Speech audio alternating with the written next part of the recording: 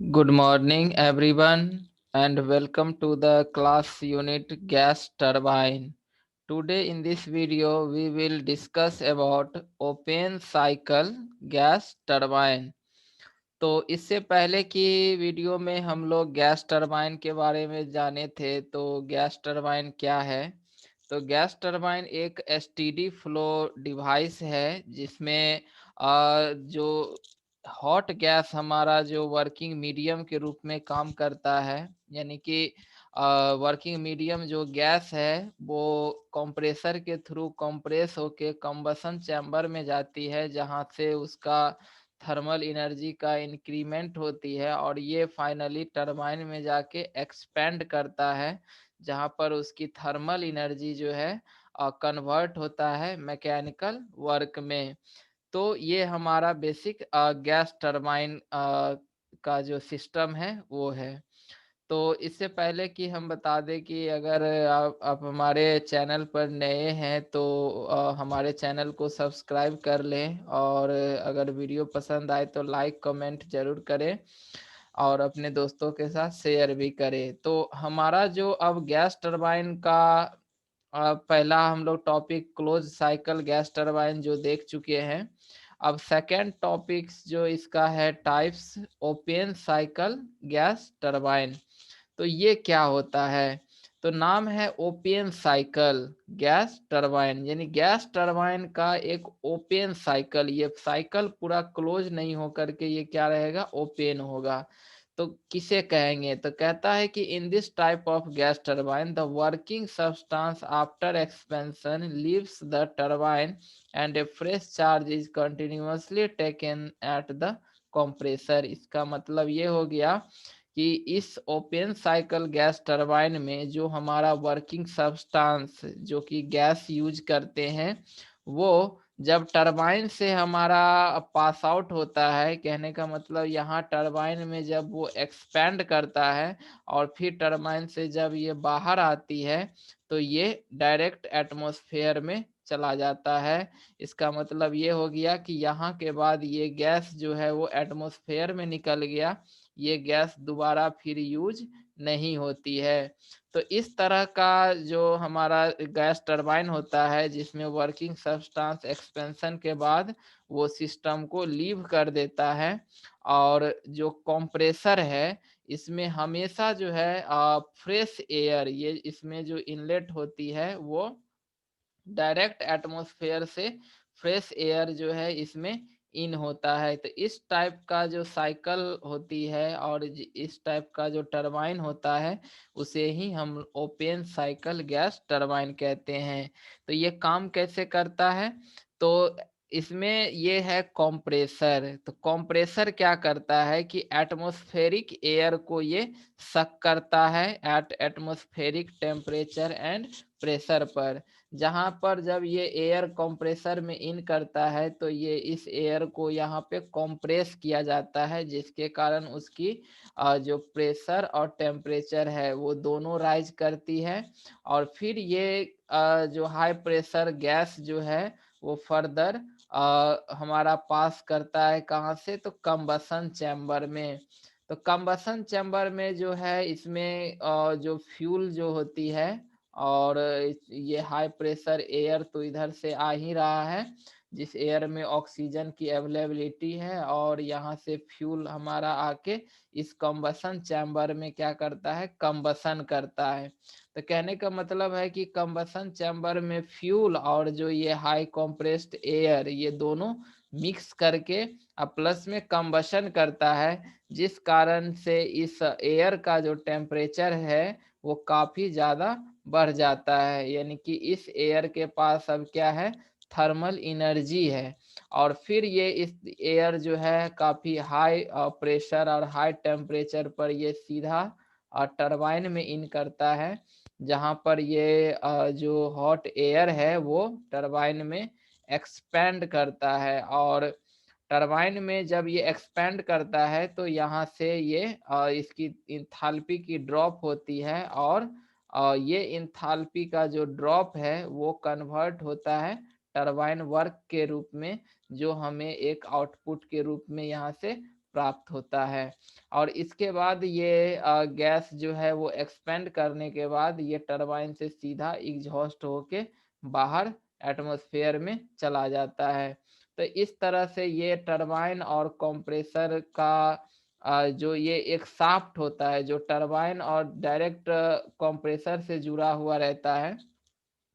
ये शाफ्ट क्या करता है, चूंकि कंप्रेसर एक वर्क इनपुट डिवाइस है, ये वर्क लेता है, तो टरबाइन से ही डायरेक्ट इसको अगर कनेक्ट कर दिया जाता है तो जब ये टरबाइन रोटेट करेगा तो ये कंप्रेसर के शाफ्ट को भी ये रोटेट करेगा, तो यानी कंप्रेसर भी चलते रहेगा और यहाँ से टरबाइन भी चलते रहेगा।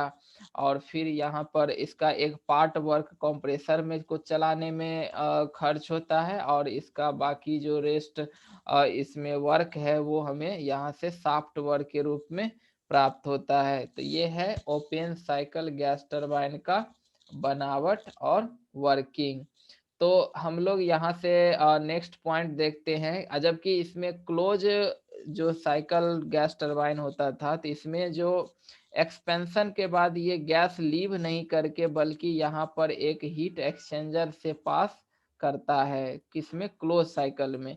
और यहाँ पर हीट एक्सचेंजर में बेसिकली हम यहाँ से कूलिंग मीडियम लगाते हैं जो इस हॉट एयर को फिर से कूल करता है और तब ये कूल्ड एयर जो है वो यहाँ कंप्रेसर में इन करता है। तो अगर ये होता है टोटली इवेंट जो है क्लोज साइकिल में, लेकिन यहाँ ओपन साइकिल में ये डायरेक्ट टरबाइन के बाद ही यहाँ से ये एटमॉस्फेयर में चला जाता है।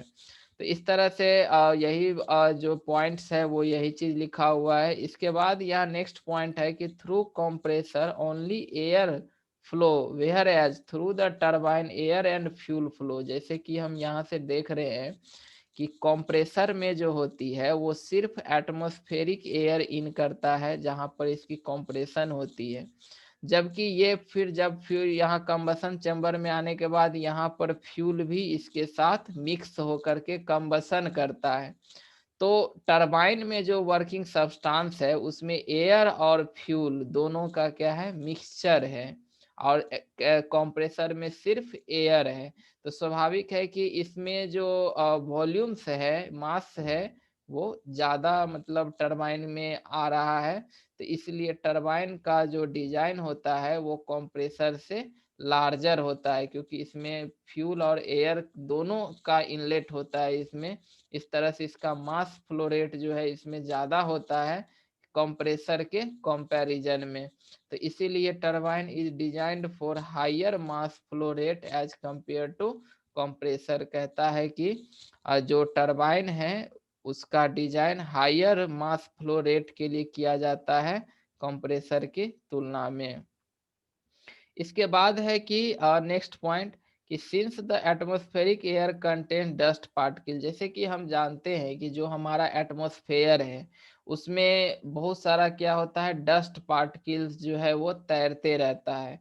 तो जब ये कंप्रेसर यहाँ से जब ये एटमॉस्फेरिक एयर को ये सक करेगा तो ये होता क्या है कि इसके साथ एयर के साथ जो है डस्ट पार्टिकल भी कंप्रेसर में चला जाता है। और ये डस्ट पार्टिकल फिर फाइनली यहाँ कंबसन चैम्बर में भी आता है कंप्रेस होके, क्योंकि ये डस्ट पार्टिकल एयर के साथ मिक्स है और वो उसमें तैर रहा है।